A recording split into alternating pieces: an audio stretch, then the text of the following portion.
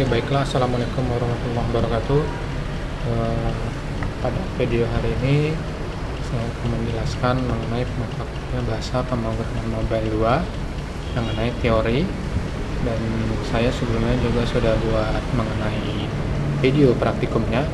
Jadi saya akan menjelaskan bagaimana teori singkat mengenai temuan 4 kita ini, yaitu mengenai intent dan content provider, yang dimana kita yang pertama akan membahas mengenai intensnya terlebih dahulu, karena memang intens ini sangat terkait dengan aplikasi yang sering kita gunakan, yaitu berpindah ke activity lain. Artinya di dalam melaksanakan suatu activity dalam bahasa pemrograman mobile harus menggunakan name modelnya, yaitu intents, yaitu bisa diartikan dalam modul ini untuk melakukan pekerjaan tertentu di dalam aplikasinya.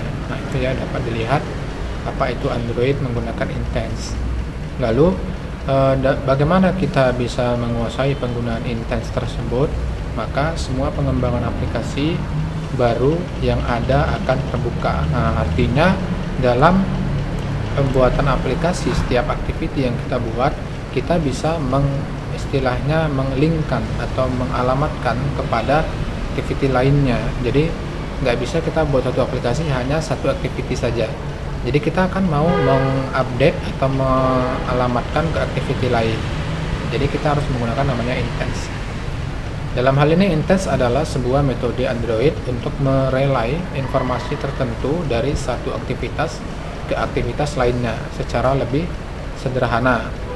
Intents tersebut mengekspresikan kepada Android seperti kita untuk melakukan sesuatu. Contoh, kita mau menuju ke halaman baru. Contoh, kita mau ke halaman selanjutnya, ke activity selanjutnya. Baru kita mau kembali lagi, back. Nah, itu bisa kita menggunakan intents. Lalu kita akan memproses aktivitas tersebut untuk mengirimkan keinginan intent untuk membuka halaman X di web browser. Nah, bisa juga untuk membuka halaman baru untuk di web browser. Jadi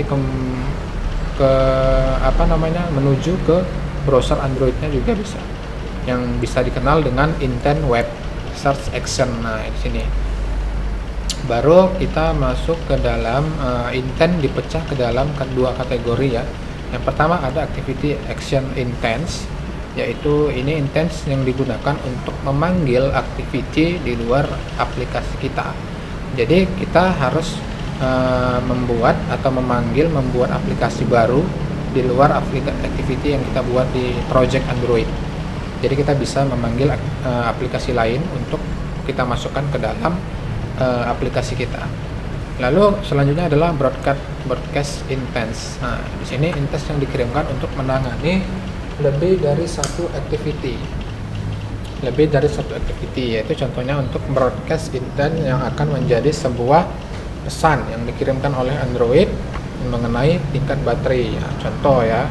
Nah, jadi bisa mengirimkan pesan, misalnya kita ada notification untuk intens baterai lemah gitu kan, ada itu pesan. Baru kita misalnya membuka Grab, contoh aplikasi Grab, baru kita membuka GoFood. Ketika diklik menu GoFood menuju ke activity baru, yaitu artinya kita termasuk sudah menggunakan broadcast intents tersebut.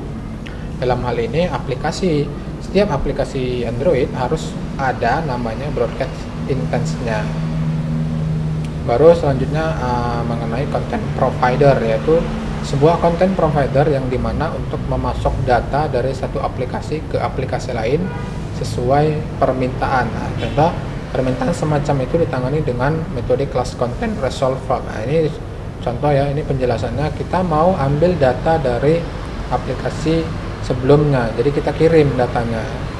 Contoh ya, kadang-kadang data harus di-share dengan aplikasi lain.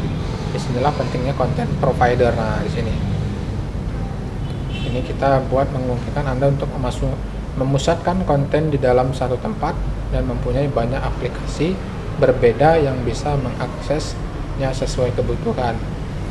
Jadi di sini content provider bertindak sangat mirip dengan database, di mana dia bisa dia query, diedit serta ditambah atau bahkan dihapus dengan menggunakan metode insert, update, delete dan lainnya.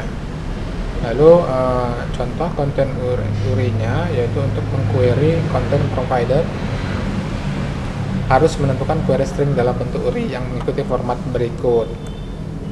Nah, ini adalah bagian dari part dan description-nya, di mana dalam membuat content provider ada beberapa contoh sejumlah langkah ya, sederhana dapat dilihat di sini untuk pembuatan sederhananya mengenai content provider. Lalu berikut ini adalah daftar metode yang diperlukan agar content provider bisa berjalan. Kita harus menggunakan model metode 5 yaitu content URL, baru ada insert, update, delete, dan query-nya. Jadi di sini dapat kita lihat onCreate yaitu metode ini dipanggil pada saat provider dimulai. Query yaitu untuk menerima permintaan dari klien, hasilnya dikembalikan sebagai sebuah objek kursor. Insert yaitu untuk menyisipkan rekaman baru ke dalam content provider. Delete untuk menghapus rekaman. Update untuk memperbarui rekaman yang ada. GTP adalah mengembalikan nilai MIME yaitu DP data di dalam URI yang diberikan. Oke, nanti ini ada penjelasan di video sebelumnya yang sudah saya kirim. Ini hanya penjelasan teori, jadi semoga dipahami, siswa dapat memahami mengenai intens dan content providernya. Jadi untuk praktikumnya ini content provider belum saya buat, nanti berada di dalam video selanjutnya. Yang pertama dijalankan adalah mengenai project intensnya terlebih dahulu disiapkan dan dikerjakan di dalam project aplikasi Android Studio. Dalam hal ini aplikasi yang dibuat akan berjalan sesuai dengan pengertian sederhana di awal tadi mengenai intens, yaitu untuk mengalamatkan satu activity dengan activity lainnya. Jadi di situ kita buat bagaimana praktikum aplikasi yang akan kita gunakan dijalankan nantinya bisa membuat berjalan untuk ke activity lainnya. Ketika diklik maka akan menuju ke aplikasi lainnya. Jadi saya di video praktik sudah berjalan, saya jelaskan bagaimana pembuatan aplikasi tersebut. Jadi silakan dilihat dan diikuti, maka insyaallah bisa untuk membuat aplikasinya. Jadi dilihat dulu cara pengerjaannya di video saya, baru dikerjakan. Jangan diikuti sekali mengerjakan, ditonton dulu, dipahami bagaimana cara pembuatannya, langkah-langkahnya, jadi baru langsung dikerjai. Jadi seperti itulah yang bisa dapat saya sampaikan. Lebih kurangnya saya mohon maaf.